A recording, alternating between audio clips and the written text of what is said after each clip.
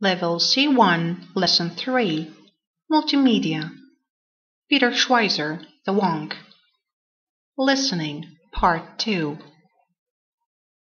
When Schweizer began his project, he consulted a former securities regulator who happened to have an office down the hall from his in Florida. The advisor told him that investigators always look for two things in insider trading cases: whether individuals had access to material information, and whether they engaged in unusual trading. There is probably no group of people on Earth with greater access to inside information than members of Congress. K Street lobbying firms get rich fees from hedge funds for ferreting out intelligence, such as whether some pending legislation has votes to pass, that any member of the Senate or House routinely obtains in the cloakroom. But there have been no insider trading cases brought against members of Congress, nor will there likely be. This is partly because, though insider trading law is not settled, case law usually requires that an offending insider bear fiduciary responsibility at the company involved. But Congress's relative immunity also owes to the fact that in this regard, as many others, Congress lives by its own rules. Schweizer notes that the Senate's Ethics Manual devotes an entire chapter to the proper use of the mail and of Senate stationery, but is silent on the subject of insider trading.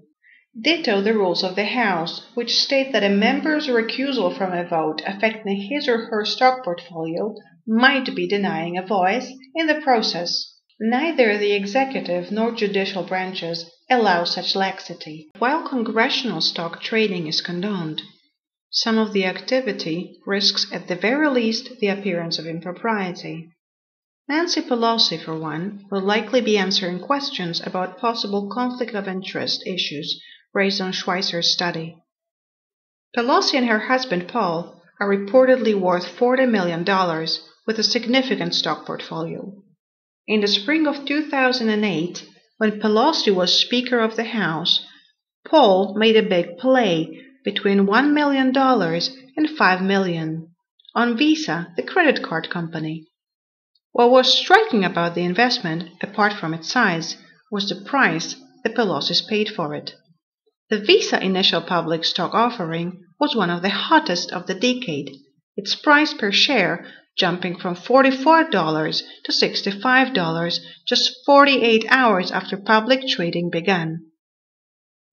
But the initial public offering, at the $44 price, was reserved for institutional investors and mutual funds, plus a select group of individual investors.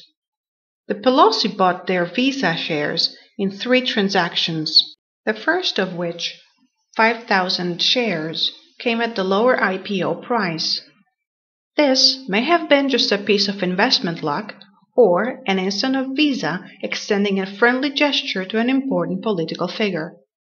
Schweizer is happy to posit another possibility. The Pelosi's acquired the IPO shares shortly after the introduction into the House of legislation that, if passed, would adversely affect Visa's business. Visa makes money by licensing its name to banks, which in turn issue the cards and charge customers interest, and by charging swipe fees to merchants who accept the cards as payment. These fees, paid by retailers, range from 1% to 3% of the purchase amount every time a Visa card is used. The proposed 2008 law would have allowed retailers to negotiate lower fees with the major credit card companies, who, gaining billions from these fees, predictably opposed the measure. The bill passed through committee, but never made it to the floor of the House. It eventually died, and 2 similar efforts also failed to reach the House floor. Congress did finally act on the issue 2 years later as part of the Dodd-Frank Wall Street Reform and Consumer Protection Act. By that time, the value of Pelosi's IPO shares had more than doubled, while the market as a whole had shown a double-digit decline. Pelosi bridles at any suggestion that her financial holdings and her official duties were linked. Pelosi spokesman Drew Hamill notes that several other members of Congress also took advantage of the Visa IPO. The controversy, he insists, is a preposterous idea cooked up by a right-wing hack. Pelosi's office might have added that there was nothing illegal in the visa trades, nor even a violation of the House rules. But that is the point of Schweizer's book.